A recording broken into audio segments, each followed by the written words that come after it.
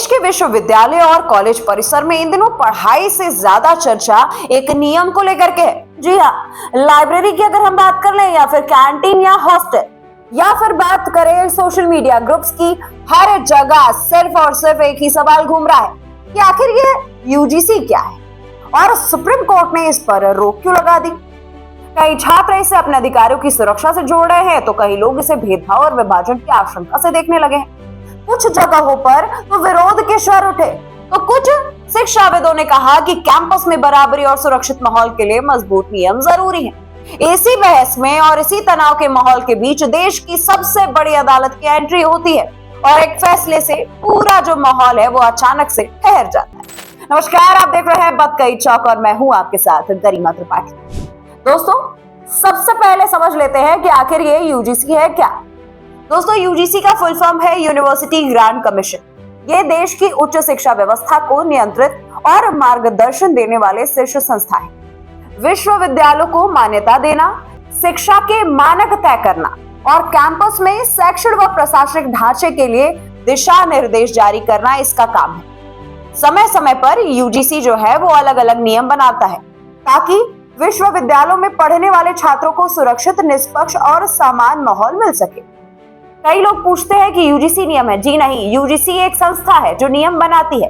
इसी कड़ी में पहले भी भेदभाव रोकने और समान अवसर सुनिश्चित करने के लिए नियम बने थे, जिनमें 2012 के नियम खास माने जाते थे। दोस्तों, 2012 के जो नियम लागू हुए थे उनका ये मकसद था कि किसी भी छात्र के साथ जाति, सामाजिक पृष्ठभूमि या अन्य कारणों से भेदभाव ना हो। कॉलेजों और विश्वविद्यालयों को सलाह दी गई थी कि वे अपने यहाँ ऐसे स्ले या ऐसी कमेटी बनाए जहां छात्र अपनी शिकायत दर्ज करा सके। लेकिन ये जो नियम है वो ज्यादा सख्त कानूनी ढांचे वाला नहीं था। इनका स्वरूप मार्गदर्शक जैसा था, यानी संस्थानों से अपेक्षा की जाती थी कि वे इनका पालन करें, पर इसके उल्लंघन पर बड़ी दंडात्मक कार्रवाई का तंत्र मजबूत नहीं था। यही वो वजह रही दोस्तों कि कई जगह ये व्यवस्था कागजों तक ही सीमित देखने को मिली। इसी पृष्ठभूमि में 2026 में यूजीसी के नए नियम लाने की कोशिश की गई। इसमें कहा गया कि अब समय आ गया है कि कैंपस में किसी भी तरह के भेदभाव के खिलाफ ज्यादा स्पष्ट, सख्त और जवाबदेह व्यवस्था बनाई जाए। नए नियमों का घोषित उद्देश्य था कि विश्वविद्यालयों में ऐसा माहौल बन जाए जहां हर छात्र, चाहे वो किसी भी सामाजिक, आर्थिक या फिर व्यक्तिगत पृष्ठभूमि से आता हो, खुद को सुरक्षित और सम्मानित महसूस करे। इसके तहत संस्थानों में विशेष कमेटियां बनाने, शिकायतों को तय समय में सुनने, रिकॉर्ड रखने और रिपोर्टिंग की व्यवस्था पर जोर दिया गया। साथ ही ये भी संदेश भी था कि अगर कोई संस्था इन नियमों को गंभीरता से नहीं लेगा तो उसके खिलाफ कार्रवाई हो सकती है। लेकिन यहीं से जो विवाद है वो शुरू हो गया दोस्तों, क्योंकि कुछ समूहों ने कहा कि नियमों की भाषा बहुत व्यापक और अस्पष्ट है, जिससे शिकायतों की व्याख्या अलग अलग तरीके से की जा सकती है। आशंका जताई गई कि अगर परिभाषाएं साफ नहीं होंगी तो झूठी या फिर बढ़ा चढ़ा करके की गई शिकायतों का खतरा और बढ़ जाएगा। कुछ लोगों ने यह कहा कि ये जो नियम है वो कुछ वर्गों की सुरक्षा के नाम पर अन्य वर्गों के अधिकारों को कमजोर कर सकते हैं। दूसरी तरफ से समर्थकों का यह तर्क था कि अगर भेदभाव वास्तविकता है तो उसके खिलाफ मजबूती और त्वरित कार्रवाई वाली व्यवस्था भी जरूरी है, वरना पीड़ित छात्र आगे आने से डरने लगेंगे। दोस्तों, इन्हीं आपत्तियों और इन्हीं याचिकाओं के बाद मामला सुप्रीम कोर्ट तक पहुंच गया। अदालत ने प्रारंभिक सुनवाई में ये माना कि नियमों के कुछ हिस्सों को गहराई से परखने की जरूरत है। कोर्ट ने ये देखा कि क्या नियमों की भाषा इतनी स्पष्ट है कि उनका दुरुपयोग ना हो, क्या प्रक्रिया न्याय संगत है और क्या सभी पक्षों के अधिकारों का संतुलन बना हुआ।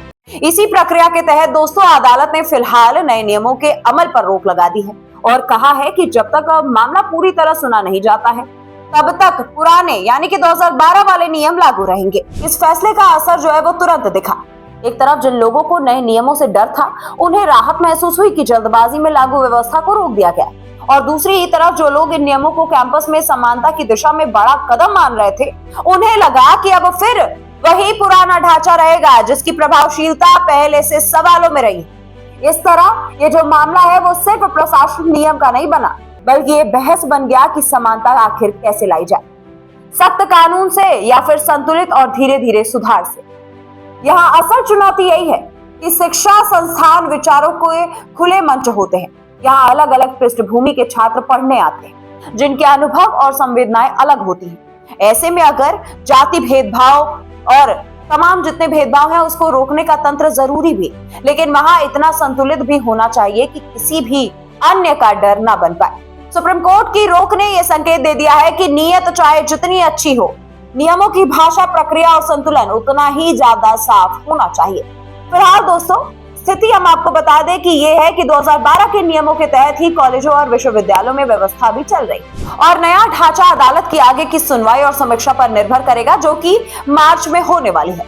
आने वाले समय में ये तय हो जाएगा दोस्तों कि क्या नया नियम संशोधन के साथ वापस आता है या कोई नया अधिक संतुलित मॉडल बनेगा। लेकिन इतना तो साफ हो गया है कि ये जो बहस है वो सिर्फ एक नियम की नहीं है, बल्कि भारत की उच्च शिक्षा से समानता, अधिकार और न्याय के मॉडल की बहस बन गया है। लोग इसे समानता से ज्यादा भेदभाव के नजरिया से देख रहे हैं। 2026 का ये जो नियम लागू हुआ था, इसको सबसे ज्यादा जातिगत भेदभाव की नजर से देखा जा रहा है। अब सब कुछ सुप्रीम कोर्ट के ऊपर निर्भर करता है कि आगे आने वाली सुनवाई में वो लोग क्या फैसला लेते हैं। फिलहाल मुझे दीजिए इजाजत, मिलती हूँ मैं आपसे अगली वीडियो में, तब तक के लिए नमस्कार। This video is sponsored by Ram Ram Group of Companies, co-sponsored by Nature House and Bhaiya Ji Silver Coated Ilaichi.